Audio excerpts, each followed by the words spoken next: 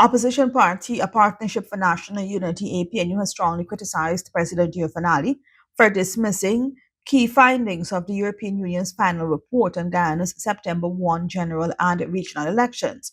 In a Facebook Live broadcast on Wednesday, President Ali rejected the EU's concerns about an uneven playing field and alleged advantages for the incumbent administration, describing the conclusions as ridiculous and lacking proper analysis.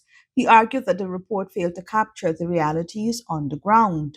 At APNU's weekly press conference on Friday, Member of Parliament Sherrod Duncan, reading the party's statement, highlighted that the European Union report documented widespread misuse of public resources to benefit the ruling party. The president mistakenly believes his government is the only one that can conduct analysis. This is an arrogant posture.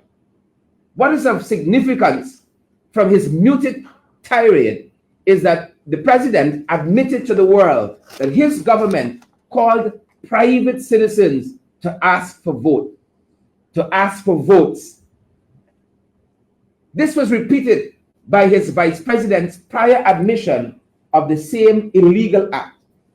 The issue is not calling citizens. The issue is that the government abused its power by using citizens' confidential and personal information garnered from government's cash transfer for political partisan aims.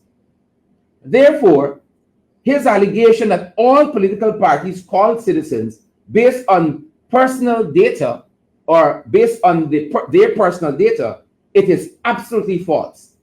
APNU did not and objects to this false allegation. Duncan further asserted that the findings confirmed that the Guyana Elections Commission remains incapable of delivering free, fair, and credible elections. The election system needs a complete overhaul. APNU therefore calls on the government to immediately implement the EU priority recommendations before the next election, including reforms to the voters list, campaign finance laws, misuse of state resources, media fairness, data protection, and privacy.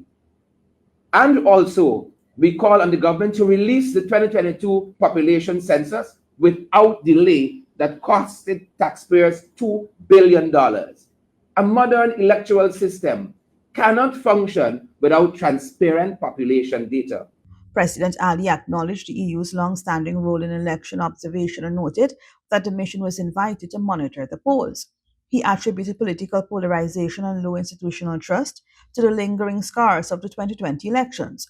While conceding that the EU mission praised the overall conduct of the polls, Ali insisted that the observer group must adhere to international best practices, particularly in the hiring of local staff. The EU Observer Mission's final report outlined 18 recommendations, including 6 priority areas: Guyana's legal framework, election administration, voter registration, election day procedures, media operation, and conduct on social media.